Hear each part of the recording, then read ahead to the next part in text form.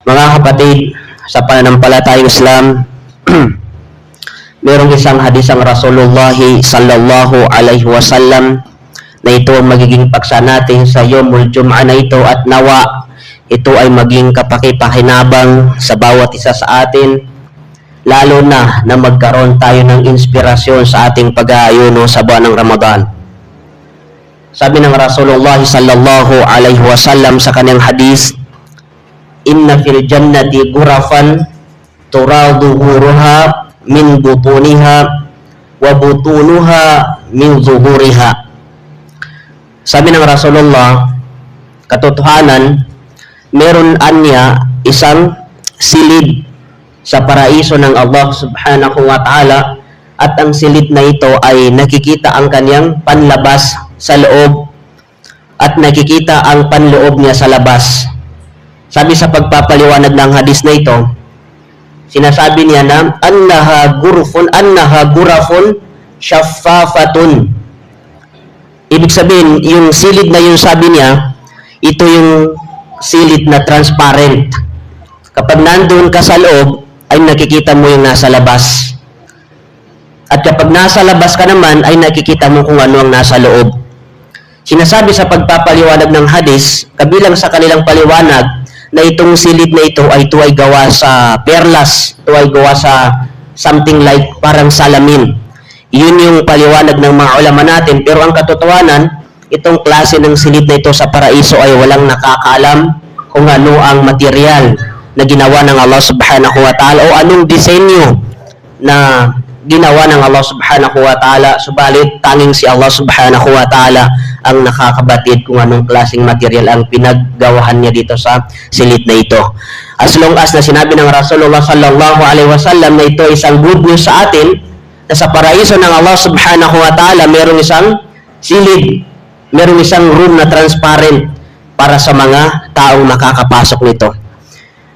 At nung marinig ng isang A'rab, isang Badu, na sinabi ng Rasulullah sallallahu alaihi wasallam, faqama a'rabiyyun faqal liman hiya ya Rasulullah sallallahu alaihi wasallam. Nung marinig ng isang Badu, tumayo ang isang Badu at sabi niya sa propeta sallallahu alaihi wasallam, ya Rasulullah, para kanino ba ang silid na yun na transparent?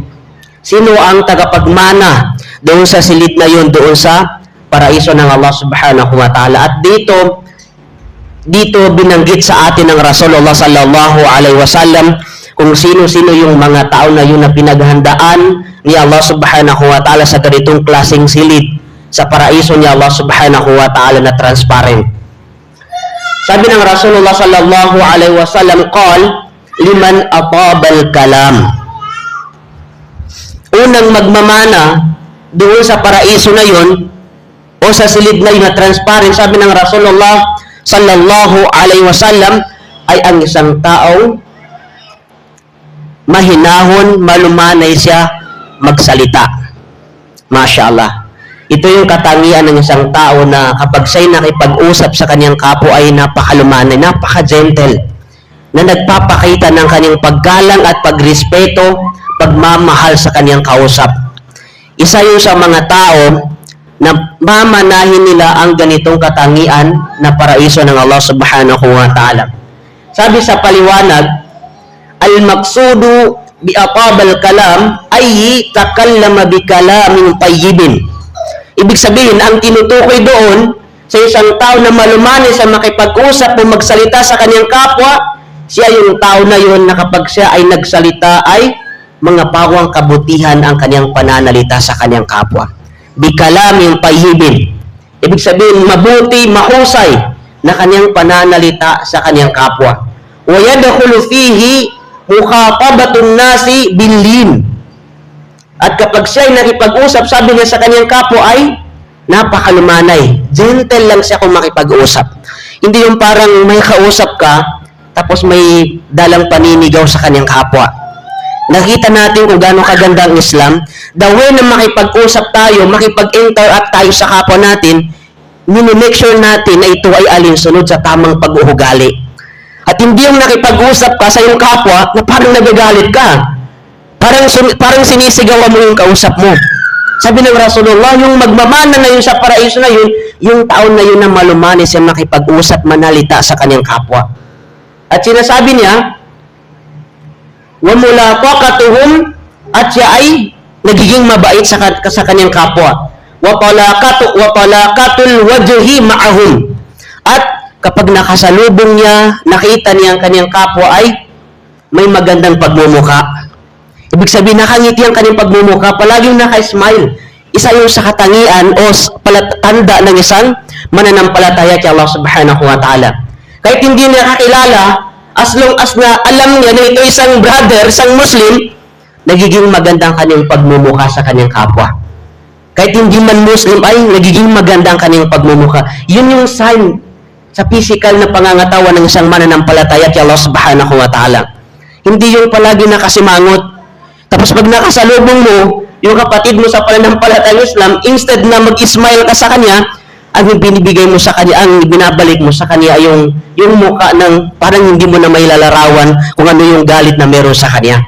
Ito yung kagandahan ng Islam, mga kapatid. Talagang itinuturo sa atin sa reliyong Islam ang tamang pag-ugali, yung good manners and right conduct sa ating kapwa. At sinasabi sa paliwanag, watajunubul gildata wal fazaza at siya ay umiiwas sa mga masasakit na salita sa kanyang kapwa. Iniiwasan niya na siya makapagsalita ng mga masasakit na salita at mga kabastusan na pananalita sa kanyang kapwa. Yun yung unang katangian ng tao na mamanahin niya ang paraiso ni Allah subhanahu wa ta'ala na sa loob nito ay transparent. Ang paraiso na yun ay transparent. Sila yung mga tao na yun na maayos silang kausap o makipag-usap sa kanilang kapwa. Pangalawa, sabi ng Rasulullah sallallahu alaihi wasallam ay wa'at'amat ta'am. Pangalawang katangian ng mga tao na mamanahin nila ang paraiso na yun ay yung mga tao na sila ay nagpapakain ng pagkain. Sinasabi dito, wa'at'amul ju'a minal fuqara'i wal masakin. Sila yung mga tao na nagpapakain sila ng makakain sa mga fukara at sa mga mahihirap. Sa mga taong sobrang kapos sila sa kanilang buhay at sa mga taong miskin. Wahaza kinayatun anil sadaqati wal infaq. At ang metaphor nito, sabi niya, ay ang isang tao na ginagastos niya o nagbibigay siya ng kawang gawa at ginagastos niya ang kanyang kayamanan para sa landas ni Allah subhanahu wa ta'ala. Ibig sabihin, hindi lang literal na ang tao na ito ay nagpapakain lang, kundi nagbibigay siya ng kawang gawa sa kanyang kapwa, ginagastos niya ang biyaya na pinagkaloob sa kanya ng Allah subhanahu wa ta'ala para kay Allah subhanahu wa ta'ala. Alam mo mga kapatid, yung pagpapakain, isa rin to sa mabuting gawain sa pananampalatayang Islam na inuutos sa isang mananampalataya kay Allah subhanahu wa ta'ala. Bakit? Sa isang hadis ng Rasulullah sallallahu alaihi wasallam, sabi niya, anna rajulan sa'alan nabiyya sallallahu alaihi wasallam. Merong isang lalaki na tinanong niya ang propeta sallallahu alaihi wasallam. Sabi niya, ayyul islami khairun. Sabi ng lalaki ito, ya Rasulullah, ano yung pinaka mainam na gawain sa pananampalatayang Islam? Ibig sabihin, ayyi a'malul islami aktharu naf'an. Ano yung pinaka mabuting gawain sa pananampalatayang Islam nito ay nagbibigay ng pakinabang sa isang tao. Ang sabi ng Rasulullah sallallahu alaihi wasallam, qal tut'imut ta'am. Ang pagpapakain ng makakain. Isa ito sa magandang gawain ng isang mananampalataya kay Allah subhanahu wa ta'ala. Ang magpakain ka, ang magbigay ka ng kawang gawa, ang gumastos ka sa iyong kayamanan para kay Allah subhanahu wa ta'ala. Pangalawa, sabi niya, wa taqra'us salama ala man arafta wa man lam ta'rif. Ang pagtataguyod ng salam, ang pagbati ng salam o kapayapaan sa mga taong kilala mo at sa mga taong hindi mo kilala. Ano yung indikasyon sa atin? Hindi lang yung binabati natin ng salam, ng assalamu alaikum, yung tao na kilala natin o yung malapit sa atin, yung kaibigan natin. Pati ang tao na hindi naman natin kilala at alam natin na isa siyang Muslim ay kasama sa katuruan sa pananampalatayang Islam na kung saan mo man siya makita ay babatiin mo siya ng salam, ng kapayapaan. Yun yung kabilang sa katuruan sa pananampalatayang Islam. وَقَدْ جَعَلَ اللَّهُ فِي كِتَابِهِ مِنَ الْأَسْبَابِ الْمُوجِبَاتِ لِلْجَنَّةِ وَنَعِيمِهَا. At sinasabi dito, yung tao na naging kaugalian niya, ang pagpapakain niya ng pagkain o paggawa niya ng kawang-gawa, ay ginawa ng Allah subhanahu wa ta'ala bilang kabilang sa mga asbab, kabilang sa mga dahilan na siya ay makakapasok sa paraiso ng Allah subhanahu wa ta'ala. Ito pala yung pinaka-good news sa isang tao na naging kaugalian na niya ang pagpapakain o paggawa ng kawang-gawa sa kanyang kapwa, sapagkat ginawa sa kanya ng Allah subhanahu wa ta'ala na dahilan yun upang mas madali sa kanya ang pagpasok niya sa paraiso ni Allah subhanahu wa ta'ala. Sabi ni Allah subhanahu wa ta'ala, وَيُطْعِمُونَ الطَّعَامَ عَلَى حُبِّهِ مِسْكِينًا وَيَتِيمًا وَأَسِيرًا إِنَّمَا نُطْعِمُكُمْ لِوَجْهِ اللَّهِ لَا نُرِيدُ مِنكُمْ جَزَاءً وَلَا شُكُورًا.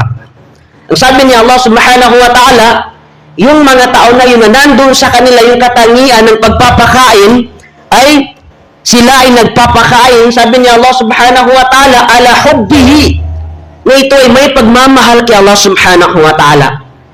Ibig sabihin, kaya nila ginagawa yung mga bagay na yun sapagkat ito ay may kaakibat na pagmamahal kay Allah subhanahu wa ta'ala. Kaya sila nagbibigay ng kawang-gawa dahil ito ay may taglay na pagmamahal kay Allah subhanahu wa ta'ala. Kaya sila nagpapakain, nagpapa-iftar sa buwan ng Ramadan dahil sa meron silang pagmamahal kay Allah subhanahu wa ta'ala. At sila'y nagpapakain, sabi ni Allah subhanahu wa ta'ala, sa mga miskin at sa mga ulila at sa mga bihag. Doon sila gumagawa ng mga kabutihan. Sila nagbibigay ng kawang-gawa doon sa mga tao na yun at sila'y magsasabi, innama nut'imukum liwajhillah. Katotohanan sabi nila, kami ay nagbibigay ng pagkain, kami ay nagpapakain sa inyo, kami ay gumagawa ng kabutihan, nagbibigay ng kawang-gawa sa inyo, liwajhillah, para kay Allah subhanahu wa ta'ala. Yun ang dahilan kung bakit nila ginagawang bagay na yun. Dahil kay Allah subhanahu wa ta'ala, at sabi niya, la nuridu minkum jazaan wala syukura. At kailanman sabi nila, ay hindi kami naghangad ng gantimpala sa inyo o anumang pasasalamat mula sa inyo. Ibig sabihin, nandito yung katangian ng isang tao na sincero siya, ikhlas siya sa lahat ng kawang-gawa na ginawa niya sa kanyang kapwa o pagpapakain niya, pagpapa-iftar niya sa buwan ng Ramadan. Ginagawa niya yung mga bagay na yun para kay Allah subhanahu wa ta'ala at hindi sila naghangad ng anumang gantimpala mula sa mga tao o anumang papuri sa mga tao, sapagkat ang mga tao na naghangad sila ng gantimpala sa kanilang kapwa o di kaya papuri mula sa kanilang mga kabutihan na ginawa sa kanila, sila yung mga tao na nahuhulog ang kanilang mga gawain sa tinatawag na riya o pakitang tao. Sabi ni Ibn Abbas at ni Mujahid, kalugdanawa sila ni Allah subhanahu wa ta'ala sa tafsir na ito na sila'y nagpapakain o nagbibigay ng kawang-gawa na may pagmamahal kay Allah subhanahu wa ta'ala. Sabi nila, ayyi ala qillatihi wa hubbihim iyahu wa shahwatihim lah. Sila yung mga tao na yun na kahit kakaunti lang ang meron sa kanilang biyaya ay nagagawan pa rin nila ng paraan para sila ay makagawa ng kabutihan, para sila ay makapagpakain sa mga taong mga miskin, sa mga taong bihag, sa mga taong ulila. Ginagawa nila yun na kahit kakaunti lang ang biyaya sa kanila ay nagagawa nila ng paraan upang magawa nila yung mga gawain na yun sapagkat nasa kanila ang puso, ang tunay na pagmamahal kay Allah subhanahu wa ta'ala. Hindi ibig sabihin na kahit walang-wala yung tao ay inoobliga siya na gawin na yung mga bagay na yun, kundi ito yung katangian ng isang tao na naging kaugalian niya ang paggawa niya ng kabutihan sa kanyang kapwa. Naging kaugalian na niya ang pagbibigay ng kawang-gawa sa mga miskin, sa mga fukara, at paggastos niya, paggugol niya sa kanyang kayamanan para sa landas ni Allah subhanahu wa ta'ala. So yun yung pangalawang uri ng mga tao na mamanahin nila ang paraiso ni Allah subhanahu wa ta'ala, ang isang taong naging kaugalian niya ang pagtulong niya sa kanyang kapwa o paggastos niya ng kanyang kayamanan para kay Allah subhanahu wa ta'ala. Pangatlo, na binanggit ng Rasulullah sallallahu alaihi wasallam ay wa adamas siyam. yung tao na nagpa-fasting siya ng regular. Naging kaugalian na niya yung pag-aayono. Hindi lang sa buwan ng Ramadan, kundi pati sa mga voluntaryong pag-aayono ay ginagawa ng tao na ito. Katulad sa panahon natin ngayon, magwawakas ang ating pag-aayono sa buwan ng Ramadan at pagkalipas nito ay meron tayong mga sunnah na pag-aayono katulad ng pag-aayono natin sa buwan ng Shawwal na 6 na araw na tayo ay nag-aayono. Kabilang yung mga tao na yun na magmamana sa paraiso ng Allah subhanahu wa ta'ala, yung mga tao na naging regular na sa kanila ang kanilang pag-fasting. Hindi lang sa mga obligado, kundi pati sa mga voluntaryong pag-aayono ay ginagawa ng mga tao na yun. Sign lang yun, tanda lang yun ng kanilang pagiging malapit kay Allah subhanahu wa ta'ala. Pang-apat, sabi ng Rasulullah sallallahu alaihi wasallam, na magmamana sa paraiso ng Allah subhanahu wa ta'ala, وَصَلَّ بِاللَّيْلِ وَالنَّاسُ نِيَامٌ. Ang mga tao na sila ay nagsasala sa gabi habang ang mga tao ay natutulog. Sabi sa paliwanag ng hadis nito, ayyi at-tahajjudu fi jawfi layl hala ghaflatin nas. Ibig sabihin, yung pagdarasal ng tao sa gabi habang ang mga tao ay nasa kahimbingan ng kanilang pagtutulog o pagtulog, sila yung mga tao na nagsasagawa ng tahajjud. Ito yung kagandahan ng Qiyamul Layl, mga kapatid. Sila yung mga tao na nagsasagawa sila ng tahajjud sa kalagitnaan ng gabi habang ang panahon ay nasa katahimikan at ang mga tao ay natutulog, sapagkat sabi sa paliwanag na ito, وَذَلِكَ هُوَ وَقْتُ الصَّفَاءِ وَتَنَزُّلُ الرَّحَمَاتِ. Sapagkat sabi dito, yan yung oras na kung saan ibinababa ni Allah subhanahu wa ta'ala ang kanyang habag.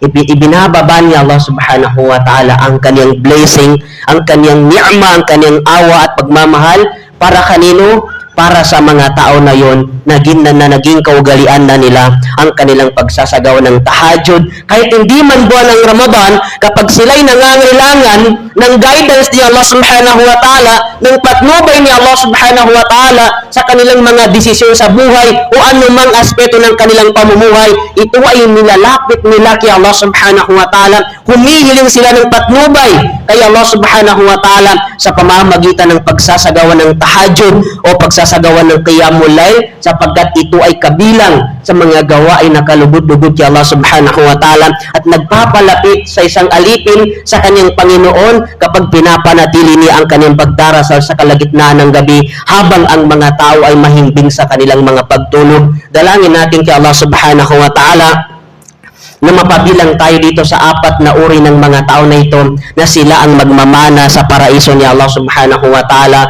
na kung saan ang paraiso na ito ay wala pang isang mata na nakakita o isipan na kaya niyang i-demonstrate ang kabuoang itsura ng paraiso na ito, kundi si Allah subhanahu wa ta'ala lamang ang nakababatid kung ano ang katotohanan, ano ang pinakadetalyado tungkol dito sa paraiso na ito, na kapag ikaw ay nasa loob ay makikita mo ang nasa labas, at kapag ikaw ay nasa labas ay makikita mo ang nasa loob. Dalangin natin kay Allah subhanahu wa ta'ala na mapabilang tayo sa mga tao na yun na magmamana dito sa paraiso ni Allah subhanahu wa ta'ala. Amin. Barakallahu li wa lakum wa li sairil muslimina min kulli dhanbin fastaghfiruhu innahu huwal ghafurur rahim.